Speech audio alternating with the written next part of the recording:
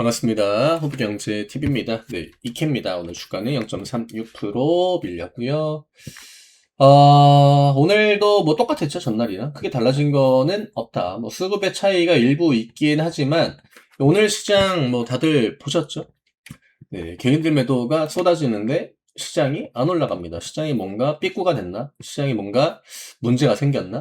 평상시 같으면은 외국인 기관들 양매수, 이게 주식시장의 기본이잖아요. 외국인 기관들이 매수하면 지수가 올라가고, 지수가 올라가면 이제 뭐 프로그램 매수도 들어오고, 또 그날의 주도 섹터도 나오고, 그러면서 다른 섹터들도 뭐 시속 게임 보여주고 하는데, 이번 주는 그게 이제 일절 없죠. 다 받아내요. 그냥 계속적으로 전날에 뭐 조선주 움직인 거, 근데 오늘 또 조선주가 또 밀렸기 때문에 그것도 이제 크게 의미는 없고, 그냥 뭐 결국 순환이죠. 조선주도 올려줬고, 반도체도 올려줬고, 뭐 바이오도 지난주에 올려줬고, 이차전지는 좀 밀려 내려오긴 했지만 어쨌든 간에 이차전지라고 해가지고 뭐 크게 지금 데미지를 받는 이번 주는 아니었죠. 오늘 이차전지 쪽은 대부분 다 보합권입니다. 위쪽으로 시도가 안 나오는 거는 아니에요. 포홀은 철강빨로 약간 좀 올라간 것 같고, 뭐 퓨처엠도 뭐 윗꼬리. 시장이 전날에 조선주를 올리고 오늘 조선주를 빼고 이런 것들에 좀 더 집중을 했기 때문에 딱히 다른 섹터들은 변동성을 보여주진 않았거든요. 근데 오늘 가장 중요한 건 결국 이제 이거죠. 개인들의 매도가 엄청나게 지금 나와주고 있다는 거. 첫날에 한번 올려놓고 그 뒤로는 시장이 시가 띄우고 밀고 시가 띄우고 밀고, 왜냐면 미장이 좋게 끝나기 때문에 시가는 뜹니다. 어느 정도. 근데 시가 뜨고 개인들이 매도하는 거를 그냥 계속 기다려요. 계속 아래쪽에서 매수를 합니다. 외국인 기관들이. 코스닥은 크게 많이 안 건드리거든요. 코스피를 정말 굉장히 좀 극단적으로 압박을 주죠.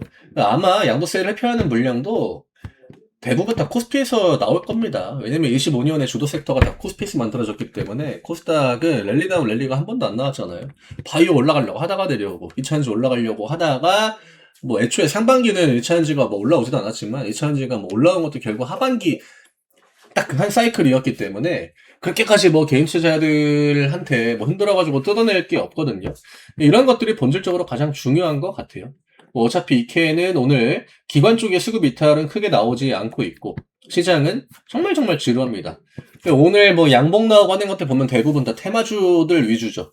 영양가가 좀 없는 애들, 그런 애들로만 변동성이 만들어지고, 무거운 종목들은 뭐 내일 휴장인 것도 있긴 합니다만 힘을 다 빼죠. 지수를 크게 안 올립니다. 그리고 내가 그냥 가만히 냅두면은 매도가 나올 거라는 거를 외국인 기관들은 알겠죠. 저라고 해도, 혹은 이케 주주분들이라고 해도요, 내가 100원, 1000원, 2000원, 3000원, 5000원 더 싸게 살 수 있는데 굳이 오늘 같은 날 이케 주가 올려가지고 뭐 사주겠습니까? 안 하죠. 물론 이케가 오늘 그 패턴을 똑같이 보여준 건 아니지만 대부분의 이제 메인 섹터의 종목들을 보면요, 평상시에는 나오지 않는 그런 데이터들이 찍힙니다. 지수 움직이는 애들. 알테오제. 개인 매도 14만 주. 외국인 기관 양매수인데 주가 하방 나와요. 이게 밀리는 게 데이터상으로는 잘 이해가 안 되거든요. 이 정도인데 주가가 왜 밀리지? 그리고 장중에 이제 수급을 또 보면서 이제 접근하는 경우가 있기 때문에, 이 정도 포지션이면은 주가가 올라가는 게 맞지 않나? 안 올라갑니다. 왜냐면 매수가 다 하단에서 매도가 나와야 매수가 들어오죠. 근데 우리가 평상시에 주가가 올라갈 때는요, 외국인 기관들이 매수를 하면서 그게 이제 매도가 늘어나는 구조입니다. 이게 닭이 먼저냐, 뭐 알이 먼저냐, 약간 이런 느낌인데, 그냥 오늘 뭐 어차피 차트 열어놓고 할 이야기가 딱히 없기 때문에, 저도 그냥 이런 그 구멍이 뚫린 날에 얘기를 드리면은, 이게 외국인 기관들이 매도 효과가 있고 매수 효과가 있잖아요. 그러면 오늘 같은 날은요, 매도가 먼저 나오죠. 매도를 해야겠다. 그러면 던지는 순간 외국인 기관들의 매수가 찍히는 거죠.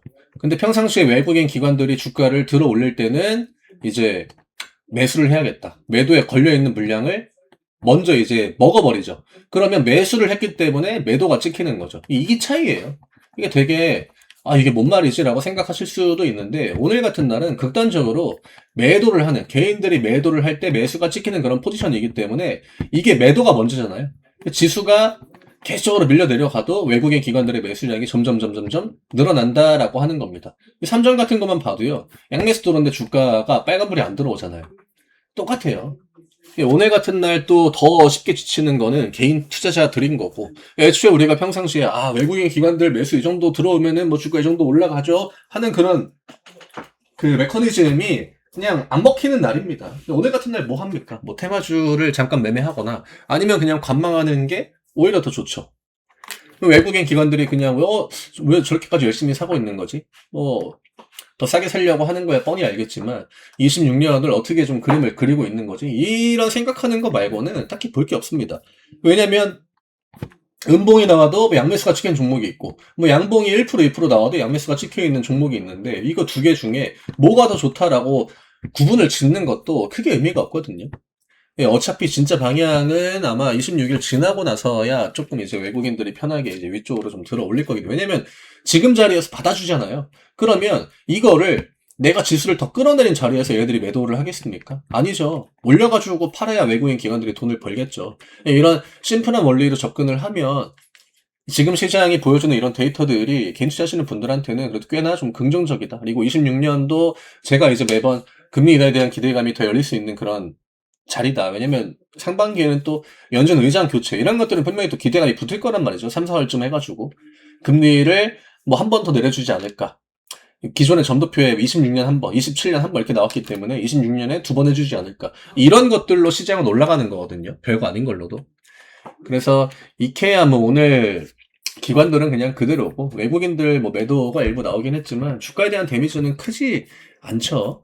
애초에 막아줄 자리는 똑같아요. 이 구간에서 왔다 갔다 하는 거는 크게 의미가 없다라고 이야기를 드렸고 오늘 같은 날은 시장의 좀 본질적인 부분들 그리고 내가 이제 우리가 평상시에 제가 매번 또 이런 거 보는 거 알려드렸잖아요. 장 초반에 주가가 1% 2% 올라간다. 내가 전에 째려보고 있던 종목인데 갑자기 이제 키움, 미래 이쪽에서 매도 비중이 압도적으로 높아요. 그러면은 이거 오늘은 양매수가 들어오면서 주가를 끌어올리겠구나. 이런 식으로 접근을 한단 말이죠. 근데 장 초반에 그런 데이터가 찍힌다? 들어가잖아요? 밀립니다. 그때부터 그냥 개인들 매도를 계속 기다려요. 외국인 기관들이. 이런 날에 뭔가 기술적인 분석을 하는 게 크게 의미가 없다라고 하는 거죠. 그래서 뭐 물론 외국인 기관 매도가 나와가지고 이렇게 밀린 종목들도 있긴 해요. 하지만 이런 식으로 극단적으로 외국인 기관들이 계속적으로 받아가는 지수를 안 올리잖아요. 이게 빠진 애들 보고 이거 왜 빠졌냐라고 이렇게 말할 수도 없는 게 이케처럼 이렇게 이런 식으로 나오는 건요. 이거 프로그램 매도란 말이죠. 프로그램 매도는 일단 이케는 코스피에 있는 종목이기 때문에 코스피 지수가 오늘 하루 종일 내려오지 않습니까? 지수가 내려올 때 연동되는 프로그램 물량들이 대부분입니다. 오늘 이 외국인들에 찍혀있는 이 매도 물량은 그냥 지수가 내려올 때 밀려 내려오는 프로그램 매도. 그냥 그 이상, 그 이하도 아니죠. 오늘 코스피를 보면 이런 식으로. 그럼 이케의 분봉을 보면 얼추 비슷하잖아요. 오전에 좀 버티다가 오후장 되고 점심시간 지나니까 좀 내려오는 거. 이게 답니다. 이걸 가지고 우리가 오늘 캔들이 어떻고 차트가 어떻고 수급이 어떻고 얘기하는 의미가 있습니까? 없죠.